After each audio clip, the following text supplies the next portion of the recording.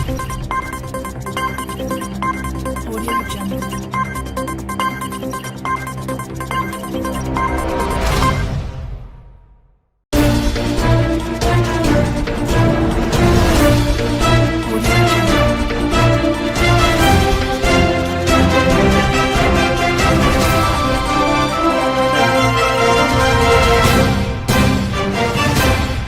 Jungle.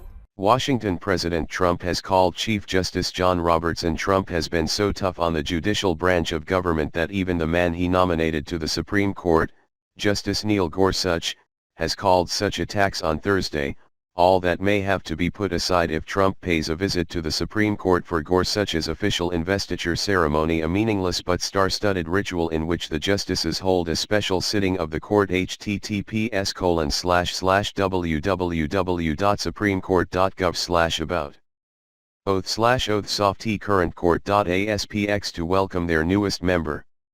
The ceremony comes on the same day as the justices' regularly scheduled weekly conference, when they discuss potential new cases.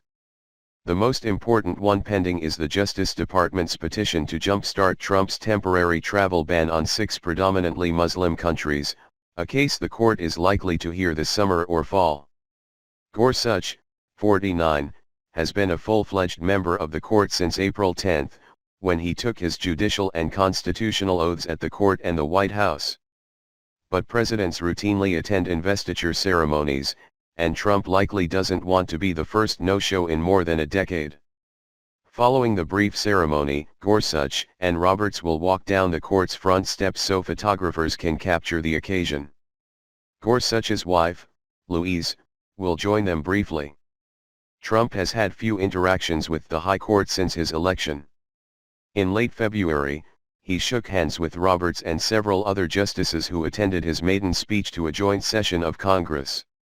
In April, all 8 justices attended Gorsuch's swearing-in. https://www.usatoday.com/story/news/politics/2017/04/10/Neil Gorsuch being sworn 113th Supreme Court Justice/1002779666/ held in the White House Rose Garden.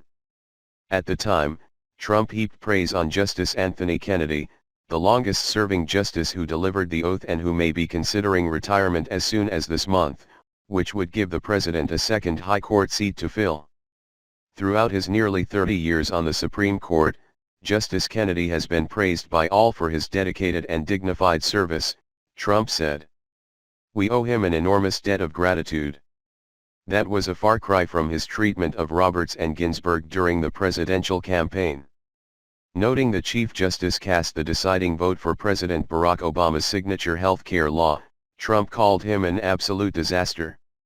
And after Ginsburg called Trump a faker last July, the president swiftly responded with a devastating tweet in which he questioned her sanity and called on her to resign.